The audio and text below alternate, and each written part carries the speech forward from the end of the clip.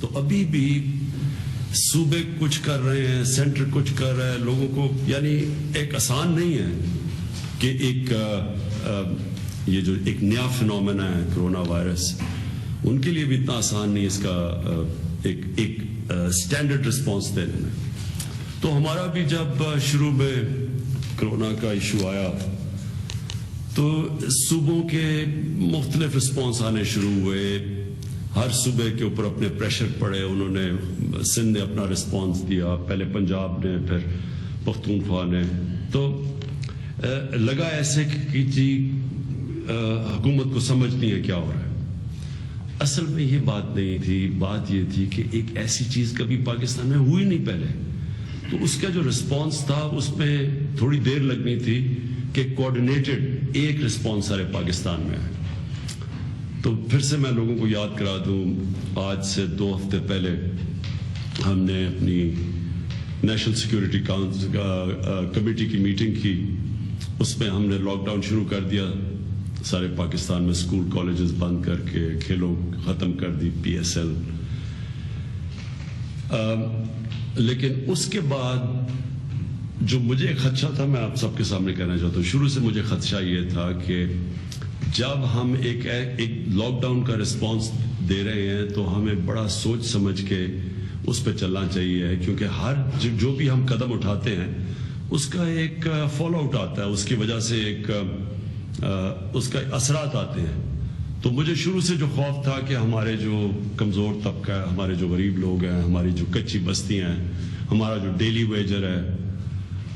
جو رکشے چلانے والے، چھاپڑی والے، مجھے شروع سے خوف تھا کہ اگر ہم نے ایک دم سیدھی 5ویں گیئر میں چلے گئے اور زیادہ لاک ڈاؤن لگا دیا تو اس طبقے کے لیے بڑا مشکل ہوگا،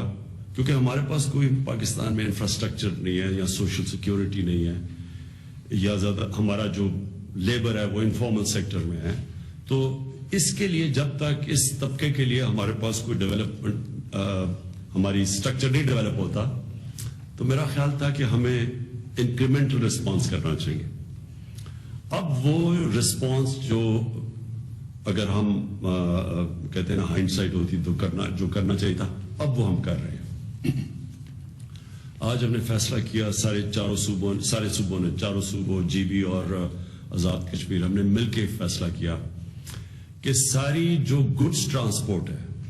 جو چیزیں آپ ٹرانسپورٹ کرتے ہیں، جو سامان کی ٹرانسپورٹ ہے، جو اس کے اوپر مکمل طور پہ اس کو ہم نے آزاد چھوڑ دیا، یعنی کسی قسم کی ریسٹرکشن اس پہ نہیں رہی ہے. اب شروع میں وہ ٹرانسپورٹ پہ ریسٹرکشن لگ گئی، اور وہ راستے میں جو چیزیں آنی تھی، گندم ایک چیز ہے اس وقت کہ آٹا مہنگا ہو گیا کئی جگہ کے اوپر، کیونکہ وہ ٹرانسپورٹ کو روک دیا گیا اور چیکنگ شروع ہو گئی. تو آج ہم نے فیصلہ کیا ہے کہ ایک صوبے سے دوسرے صوبے کوئی قسم کی ٹرانسپورٹ کے اوپر اب ریسٹرکشن نہیں ہوگی. اور دوسری چیز کہ جو ہم نے سب نے فیصلہ کیا ہے کہ جو فیکٹریز ہیں، جو کھانے پینے کی چیزیں، جو انرجی سیکٹر ہے، جو بھی ضروریات ہیں، جو بھی کھانے پینے کی چیزوں کے ساتھ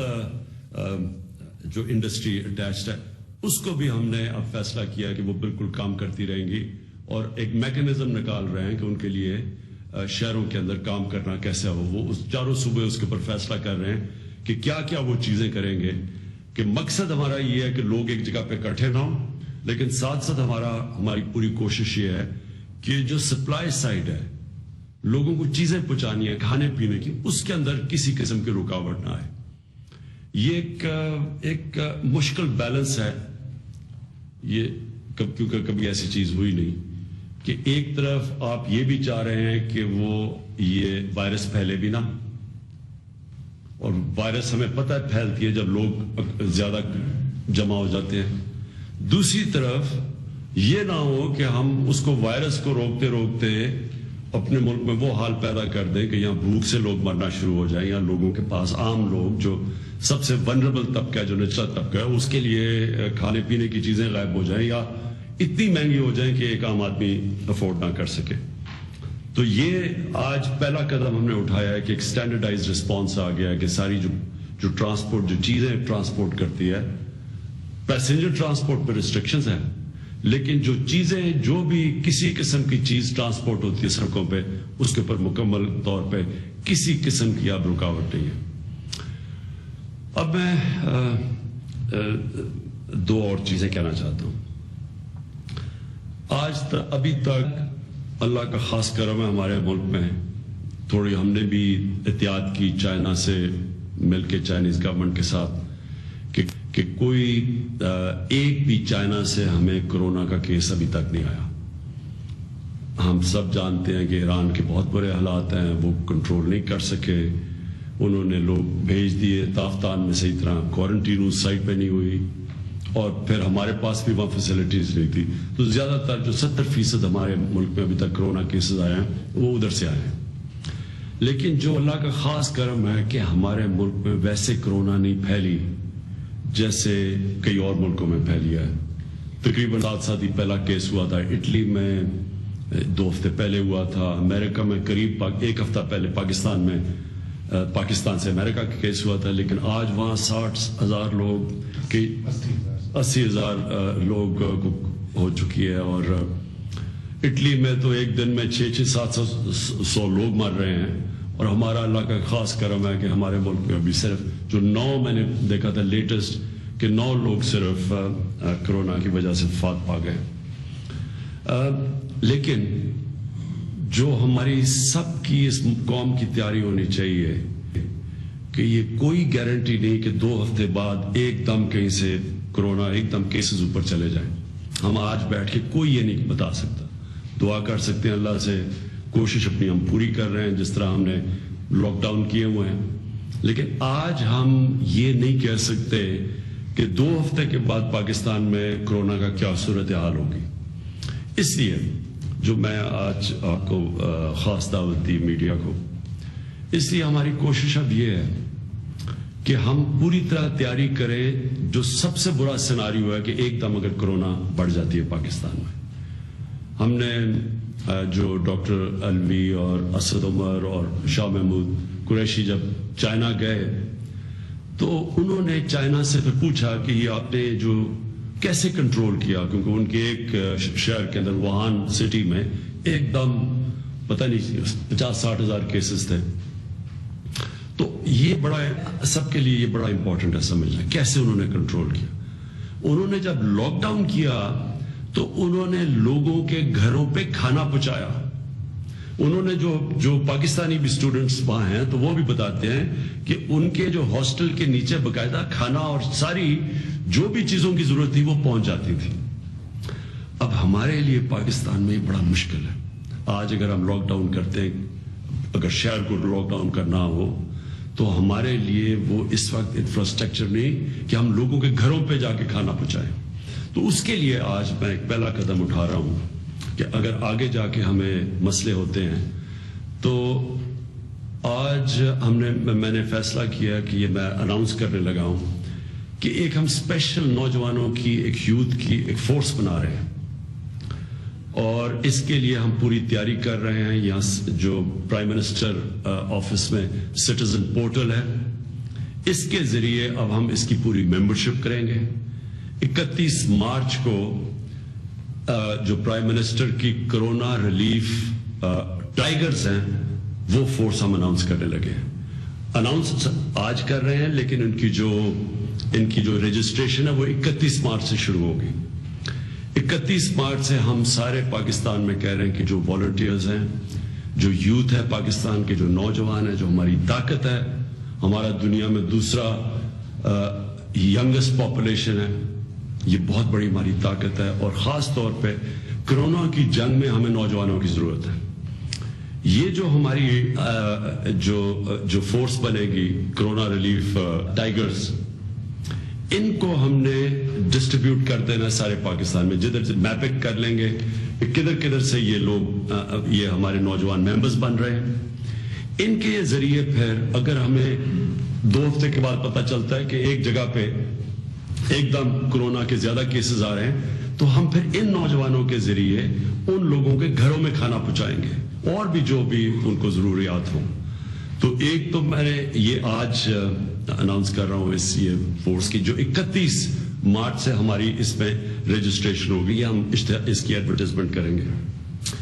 اس کے علاوہ ایک دوسرا وہ انشاءاللہ اگلے ہفتے میں اناؤنس کر رہا ہوں، ایک فنڈ اناؤنس کر رہا ہوں کہ پرائم منسٹر کا جو فنڈ ہوگا کرونا کا،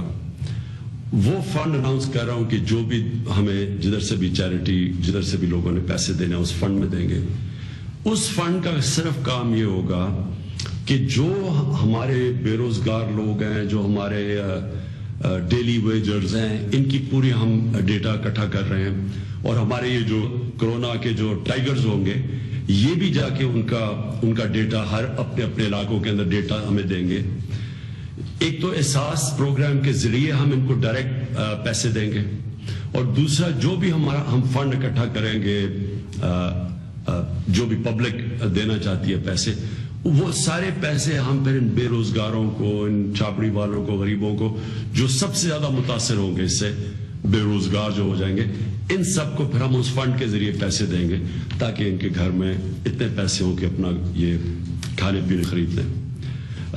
اس کے ساتھ ساتھ ہی اس کے اناؤنس کریں گے کہ جتنی بھی پہلی دفعہ پاکستان کے اندر ایک کام کرنے جا رہے ہیں جو کبھی پہلے پاکستان میں نہیں ہوا. ہمیں سب کو پتہ ہے کہ یا پتہ ہے یا پتہ نہیں کہ پاکستان دنیا میں وہ ملک ہے، 5-6 ملکوں میں سے وہ ہے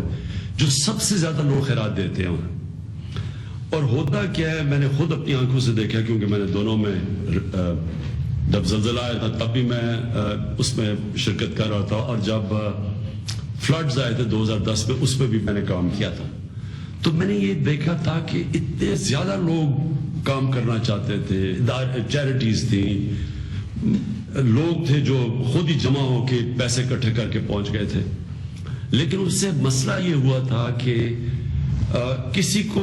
ڈپلیکیشن بہت زیادہ تھی، کئی جگہ سب ایک ہی جگہ پہنچ گئے، اور کئی ایسی جگہ تھی جدھر کوئی تھا بھی نہیں اور وہاں لوگ بھوکے تھے. اس بار ہم کیا کر رہے ہیں، اور ہم اب انفارمیشن ٹیکنالوجی کا پورا فائدہ اٹھا رہے ہیں. اس بار ہم یہ کریں گے کہ ایک جگہ سے ہم اپنے جو ہمارے پاس احساس پروگرام ہے جس کا کام ہی یہ ہے کہ مدد کرنا نچلے طبقے کی، ہم ادھر سب کو رجسٹر کر لیں گے. جو بھی پاکستان سے باہر پاکستان میں جو اس میں شرکت کرنا چاہتا ہے، یہ کرونا کے اندر جو مشکل وقت آ رہا ہے، ہم سب کو رجسٹر کر لیں گے، اور ان ساروں کو کہیں گے کہ آپ یہ علاقے پاکستان میں جدھر آپ کام کر سکتے ہیں، تاکہ سب کو پتا ہو کون کیا کر رہا ہے. یہ نہ ہو کہ سارے ایک ہی جگہ پہنچے جس طرح پہلے.